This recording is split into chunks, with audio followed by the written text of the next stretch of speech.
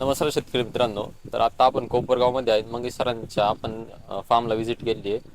नमस्कार सर. नमस्कार.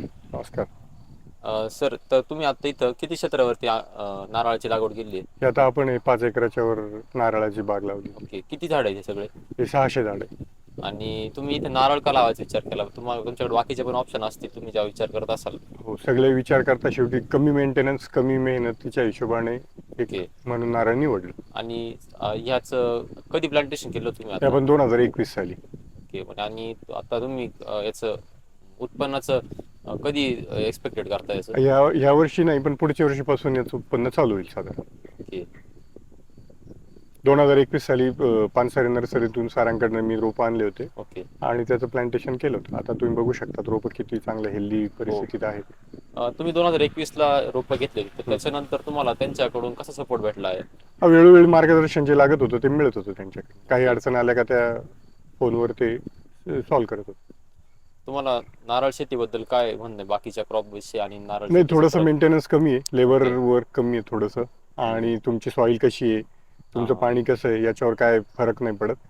हो, म्हणजे आणि हां, टेन्शन फ्री काही वर्ष थोडं. आपण आंतरपिकं घेऊ शकतो. ओके. चांगल्या जमिनी असेल तिथं चांगली आंतरपिकं घेऊ शकतो. तुम्ही याच्यातलं स्पेसिंग कसं आता ठेवलं? हे साधारण 20x20, 18x18 असे मेजर मापं असतात. तर तुम्ही जेवढं चांगलं सॉईलवर डिपेंड आहे तुमच्या. ओके. तर साधारण आता आपण 18x18 वर लावलं होतं. तुम्हाला नारळ पिकामध्ये काय काय प्रॉब्लेम्स येतात आणि तुम्ही त्याचे सोल्युशन थोडासा कसे काढतात? भुंग्याचा प्रॉब्लेम आहे, ओके. ज्याच्याने झाडाची मर होते. हां, हां. आणि बाकी तसं काही नाही, असं मेजर काही नाही. तुम्ही म्हटले भुंग्याचा जसा प्रॉब्लेम आहे नारळ पिकावर, तर त्याच्यावर तुम्ही उपाय काय करतात? भुंग्यासाठी काही ट्रॅप लावले होते आणि काही कीटकनाशकांचा वापर केला तर भुंग्याचं कंट्रोल असतं. नारळ पीक कसं आहे तुमच्या दृष्टीने? बाकीच्या पिकांचं जर बघितलं तर कमी त्रास, कमी खर्च, कमी मेहनत आहे.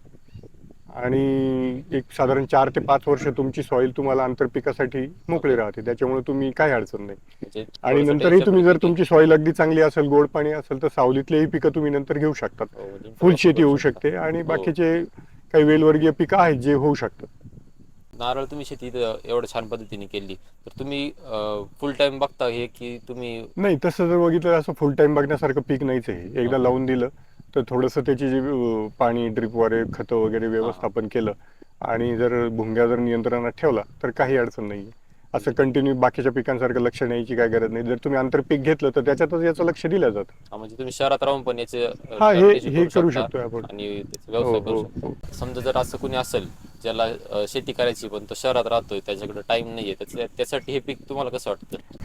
पण एक आहे की काळानुसार बदल करणं गरजेचं आहे आपल्याला, त्यानुसार क्रॉप पॅटर्नही बदलणं गरजेचं आहे. थोडे बदल करत राहिले पाहिजे युवा पिढीने तर होऊ शकतंय काही. ओके. Thank you sir. धन्यवाद.